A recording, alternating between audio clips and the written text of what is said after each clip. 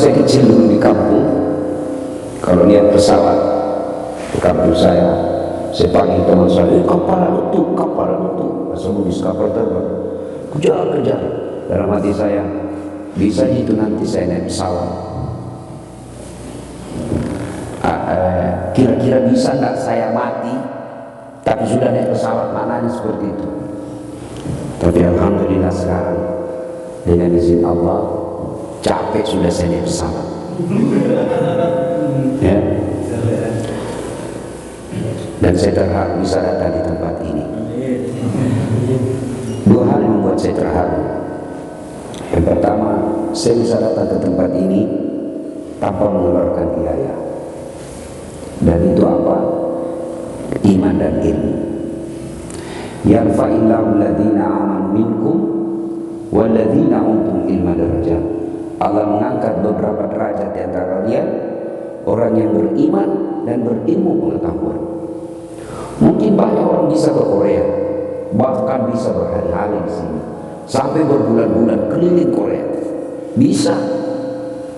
Tapi aku membuat sebagai saya spesial. Sebab saya tidak beli duit, tidak beli tiket, dibelikan, diuruskan. Yang kedua, membuat saya terharu.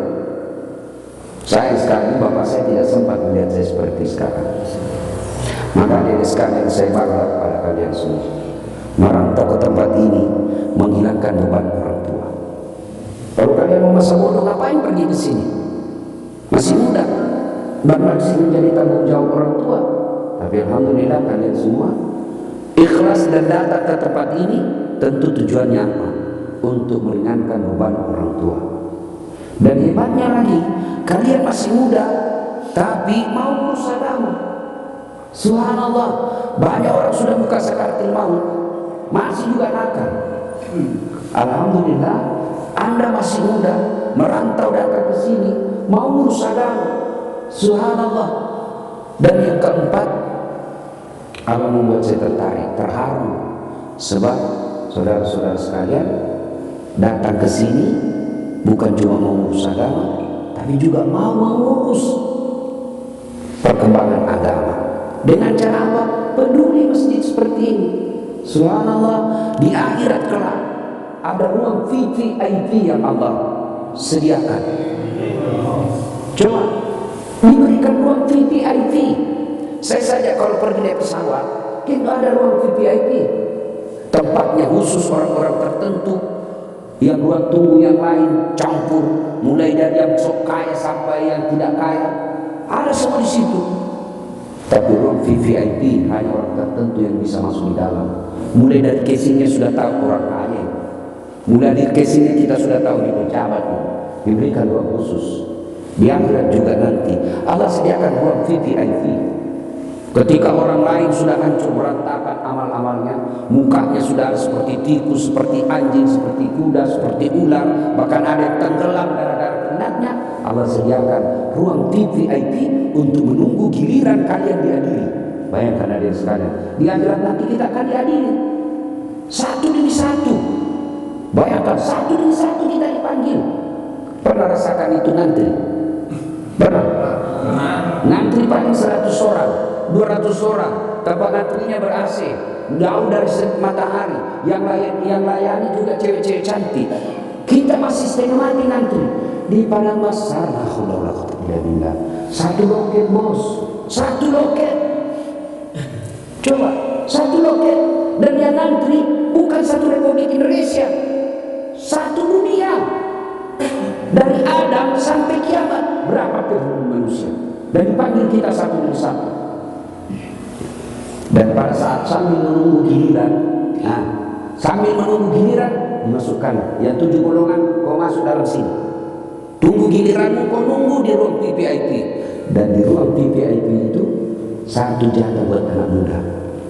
Kata Nabi, mereka generasi muda yang taat dan rajin beribadah. Kalian semua lagi. Banyak kemuliaan. Datang meringankan beban orang tua. Bukan cuma meringankan beban orang tua, bapak tiap hari ada transfer tiap bulan ke orang tua, meringankan beban. Anda jihad fisabilillah. Jihad bos, bukan jihad ke Palestina, bukan jihad ke Syria. Datang cari Ya Allah, saya tinggalkan ibu saya tinggalkan bapak saya, datang merantau ke sini, kedinginan, kadang-kala dimaki sama bosnya, kadang-kala diuji imannya dengan cewek cantik, kadang lolos kadang tidak. Ya kan? Jadi iman manusia kan begitu, kadang naik, kadang kan. Jenis iman itu ada tiga. Ada yang imannya tidak pernah naik, tidak pernah turun, malaikat. Ada imannya naik terus, tidak pernah turun, nabi. Tidak pernah naik itu, tidak pernah nabi itu turun imannya, plus minus, tidak naik terus. Makanya tidak pernah kalian mendengar nabi mengundurkan diri menjadi rasul. Karena tantangan paling berat saya menyatakan diri mundur dari rasul, tidak pernah. Kalau di Indonesia sudah korupsi, tidak mau mundur. Yang ketiga, naik, kadang turun. Seluruh lagi. Caranya supaya iman kita mau dipelihara, stabilisernya. Ini pengajian seperti ini.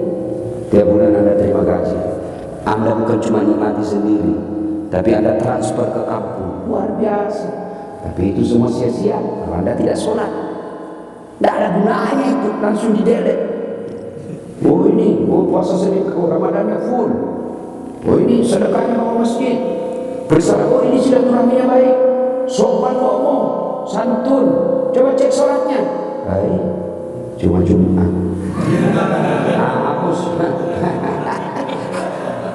Itu yang disebut. Sesungguhnya sholat itu kunci dari kebaikan. Sesungguhnya sholat itu kunci surga. Maka sholat. Pada saat itu kita nunggu, dipanggillah kita satu demi satu. Itu gilirannya anak-anak muda. Kita ini alhamdulillah bisa banyak keutamaannya. Adik-adik remaja nih dapati, Masya Allah. Tinggal dipelihara istiqomah. Dan salah satu cara istiqomah itu, satu, berteman dengan orang-orang soleh. Teman-teman itu menentukan, bos. Sehingga Nabi menjelaskan, kalau kau mau melihat siapa anak itu, maka lihat siapa teman bergaul. Tidak mungkin saya bergaul sama tukang judi. Anda nyaman saya. Maka orang yang baik akan berteman dengan orang-orang baik, dan kadang-kadang dipertemukan di tempat baik. Coba, Anda semua orang-orang baik, ketemu dengan orang-orang baik, paling tidak merasa baik. Saya misalnya. Iya kan? Dan dipertemukan di tempat baik. Di mana tempatnya? Masjid, bos. Coba kalau yang kau temani playboy, dan tempatnya di mana? Diskotik. Tempatmu ketemu di mana? Bar. Ketemu di mana? Karaokean. Pas lagi karaoke, di samping dipegang-pegang cewek, kena sakaratin maut. Ini pentingnya kita berteman dengan orang-orang baik. Kenapa? Ajal kita tidak tahu kapan dia menjemput. Manalah ditahu kita lagi bersahabat dengan orang jahat, ajal menjemput di tempat maksiat. Maka di situ pentingnya kita berteman orang-orang baik. Kalau orang baik paling masuk sholat, asar dulu. Kita pengajian paling itu. Mana pernah? Ayo, Ustaz. Duga. Mana bisa? Ustaz kajili-jili. Ya. Kemudian setelah berteman dengan orang-orang baik, maka cara istiqamah itu dengan cara apa? Doa. Berdoa. Itulah segala dalam Islam diajarkan doa dalam Al-Quran. Rabbana la tuzigh qulubana ba'da iz hadaitana wa hab lana min ladunka rahmah. Yang kurang lebih terjemahannya, ya Allah, jangan engkau palingkan hati hamba, jangan engkau sesatkan hati hamba setelah engkau berikan hidayah dalam diri hamba. Itu penting. Kenapa? Tanpa hidayah, hari ini kita beriman, besok hancur. Maka kita minta bimbing kita. Bos, kalian ya, ada orang anak Nabi tidak dapat hidayah, kafir. Siapa? Anaknya Nabi Nuh. Ada orang bapak Nabi tidak dapat hidayah, kafir. Siapa? Bapaknya Ibrahim alaihissalam. Ada orang pamannya Nabi, saudara dengan bapak tidak dapat hidayah, kafir. Abu Lahab. Ada orang istri Nabi bos, tidak dapat hidayah, kafir. Hah? Siapa? Istrinya Nabi Lut. Alhamdulillah menjadi. Coba kita bukan teman Nabi, bukan anak Nabi, bukan paman Nabi, tidak tetangga sama Nabi, bahkan tidak pernah ketemu sama Nabi, bisa beriman kepada Allah. Alhamdulillah. Inilah pentingnya kita berdoa. Rabbana la tuzigh qulubana ba'da idh hadaitana wa hab lana min ladunka rahmah. Itu minta kepada Allah. Karena kalau tanpa hidayah, goyah kita punya iman. Yang ketiga, cara memelihara adalah dakwah. Dengan dakwah seperti ini, dengan dakwah itu saya kasih contoh itu handphone bos, handphone ini kalau dipakai terus pasti lobet. Kalau lobet, kalau tidak dicas, mati total. Kalau sudah mati total bisa kau pakai? Mana bisa? Belum. Beli. Bukan HP rusak, ada casnya bos. Demikian juga kita. Saya yakin ada sekalian ini kuat semua imannya. Ya, banyak gampang tinggal apalagi kalau musim panas katanya di sini. Tersiksa Pak ya. Berat hidup di sini Pak. Dilihat. Dosa. Tidak dilihat. Baru bagus.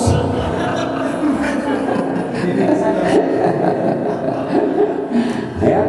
Nah itu jadi perlu dakwah. Alhamdulillah jika adik-adik sekalian malam Ahad, malam Sabtu punya waktu untuk ngecas.